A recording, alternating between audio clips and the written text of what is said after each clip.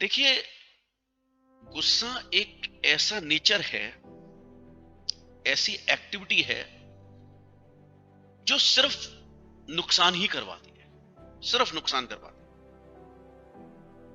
बिल्कुल सही लिखा है, anger is our biggest enemy. बिल्कुल सही बोला है बच्चे, ये बोला है शिल्पा ने, एकदम सही बोला है शिल्पा। तो इस गुस्से का क्या इलाज है और इसका क्या परिणाम होता है, मैं वो बताता हूं आपको, शायद आपको अच्छा लगे, ध्यान से सुने। देखिए, हमको हमारे माता पिता से ज्यादा अच्छा कोई नहीं समझता, और इनके बाद अगर कोई समझता है तो या तो हमारा दोस्त समझता है या हमारी पत्नी समझती है, बहुत अच्छी तरीके से समझती है। कई बार क्या होता है, पत्नी नाराज होती है तो बोलती है ना, सब जानती हूँ मैं तुम्हें, सब समझ गई हूँ। तो ये डायलॉग एक कॉमन बात है पत्नी के शुरू से आना। ठीक है, अच्छा मेरी आवाज नहीं आ रही, आशीष कह रहे हैं आवाज नहीं आ रही, बाकी बच्चे बताएं।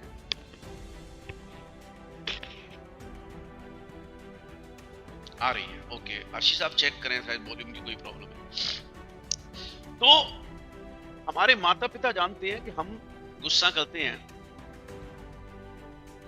और चूंकि वो हमसे बड़े हैं, उन्होंने हमें जन्म दिया है, तो वो हमें जानते हैं कि हमारी इस गुस्सा का परिणाम निकलेगा क्या। देखिए, हर कोई सन्नी देओल नहीं है कि सन्नी देओल साहब ने पिक्चर में देखिए गुस्सा दिखाते हैं, उनकी तो गुस्सा ही उनको सुपरस्टार बना गई, है ना। तो हर कोई नहीं होता सन्नी देओल जिसकी किस्मत में लिखा है कि सक्सेस होंगे गुस्सा होने तक। तो एक स्टोरी सुनाता हूं। एक पिता जानते थे कि उनके बेटे में बहुत गुस्सा है, और वो इस गुस्से को चाहते थे कि उनका बेटा खत्म कर दे। तो उन्होंने क्या किया, अपने बेटे को समझाया, बेटा गुस्सा मत किया कर, मत किया कर। पर वो ये यंग ब्लड है, बच्चे होते हैं, जल्दी से चीजें नहीं समझ आती, अनुभव से ही चीजें समझ आती हैं, बड़े होंगे तो सीख जाएंगे। पर फिर भी पिता ने कोशिश की कि मैं समझा। तो उन्होंने क्या किया, अपने बेटे को एक कील, कील होती है ना दीवार में कुछ टांगने के लिए हम लगाते हैं, एक कील का बैग और एक हथौड़ा, हैमर, अपने बेटे को दिया, और बेटे से कहा कि बेटा, जब तुझे गुस्सा आए तो बस एक कील निकालियो और ये रोड है, इस पर ठोक दियो। ओके, अब गुस्सेबाज तो था बेटा, पर बाप की बात भी मानने वाला था, पिता की बात मानने वाला था। तो उसने क्या किया, जैसी गुस्सा आई पहली कील निकाली, ठोकी, फिर गुस्सा आई, फिर कील लगाई, फिर ठोक दी। रोज वो कील ठोकता चला गया। पहले एक दिन में 10 कील ठोकी, फिर अगले दिन 8 ठोकी, फिर अगले दिन 6, फिर अगले दिन 4, फिर 5, 1, 2 ऐसे करके अब उसका मन जो है वो कील ठोकने का नहीं करता। इसका मतलब उसे गुस्सा आना बंद। अपने पिता को जाके बोलता है कि पिताजी आपने बैग दिया था, मैंने इतनी कील ठोक दी, पर अब इसके बाद मुझसे और नहीं ठोकी जा रही, बड़ा अजीब सा काम लगता है मेरे से नहीं हुआ। तो पिता ने कहा, अब एक काम कर बेटा, जहां तूने कील ठोकी है मैं चलता हूं वहां पर, और तू उन कील को मेरे सामने उखाड़।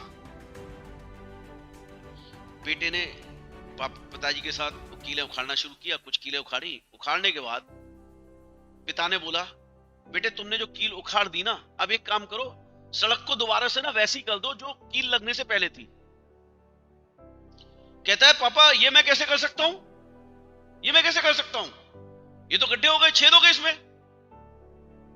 पिता ने कहा, बेटे गुस्से में कहे हुए शब्द भी ऐसे वापस नहीं लिए जा सकते, इसलिए आप कोई भी शब्द बोले गुस्से में, ध्यान रखें कि आप बोल क्या रहे हैं। पहले तो गुस्सा आना ही नहीं चाहिए, और आए तो आप ध्यान रखें कि आपने गुस्से में शब्द क्या बोले, क्योंकि जो शब्द आपने बोले हैं वो कभी वापस नहीं आएंगे।